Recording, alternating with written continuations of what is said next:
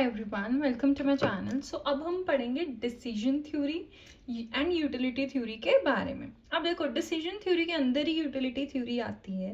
अब decision theory से तुम्हें क्या समझ में आता है कि डिसीजंस लेना, राइट, बट किसके बेसिस पे, कि जिससे आपको सबसे ज़्यादा फायदा हो रहा है उससे।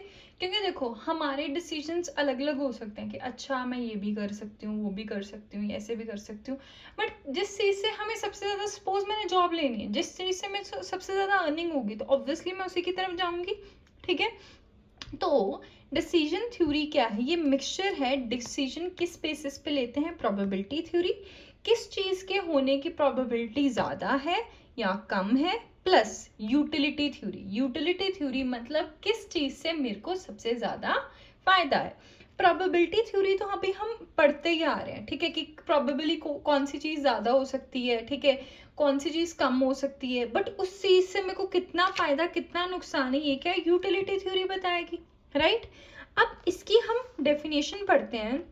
The fundamental idea of decision theory is that an agent is rational if and only if it chooses an action that yields the highest expected utility.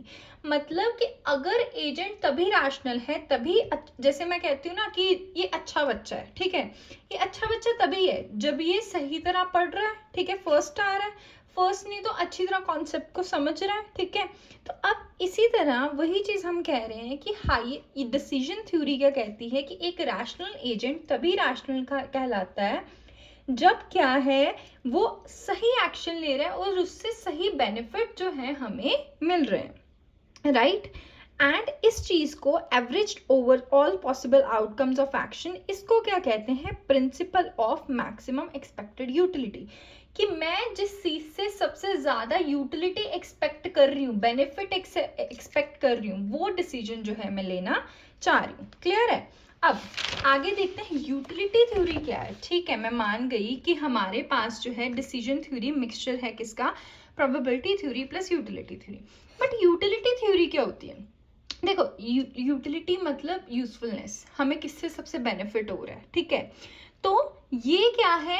Suppose मैं आपको एक एग्जांपल देती हूँ। आपने जॉब करनी है, जॉब इन द सेंस कि suppose आपने कनाडा जाके जॉब करनी है और एक इंडिया रह के जॉब करनी है। जो इंडिया में जॉब कर रहे हो वो एक वाइट कॉलर जॉब कर रहे हो, बहुत ही अच्छी जॉब कर रहे हो। बट कनाडा जाओगे, आपको पता है वहां पे जॉब्स क्या है, इतनी अच्छी नहीं होती, बट हाँ पे हाई होती है। अब आपको दोनों में से डिसाइड करना है, अच्छा इंडिया वाली जॉब लेनी है या फिर कनाडा वाली।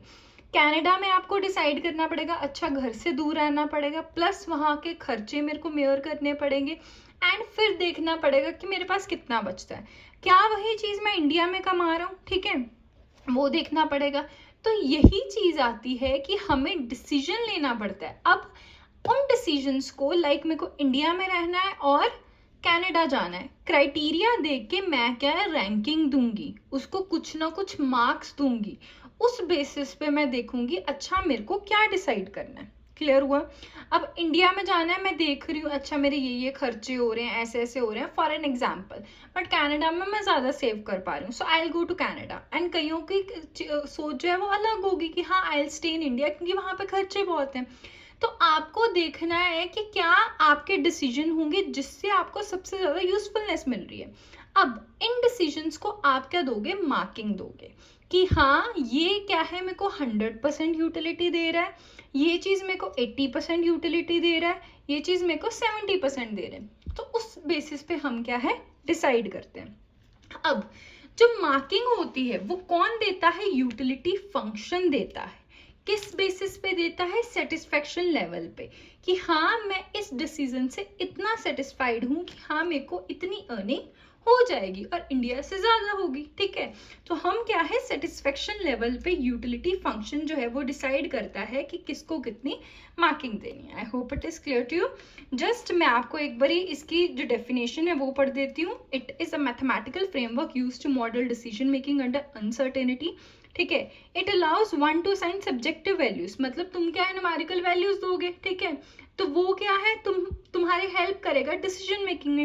एंड न्यूमेरिकल वैल्यू कौन देता है? Utility function. क्लियर है? Higher the utility value more desirable outcome, जितनी ज्यादा यूटिलिटी वैल्यू होगी, यूटिलिटी इज यूजफुलनेस, जितनी ज्यादा यूजफुलनेस होगी उतना ही वो डिजायरेबल आउटकम देगा। I hope it is clear to you. So ये छोटा सा टॉपिक था यूटिलिटी थ्योरी का। आई होप तुम्हें समझ में आया होगा। एंड गाइस, ये जो नोट्स हैं I avail in the description box, you can go and buy that. Thank you.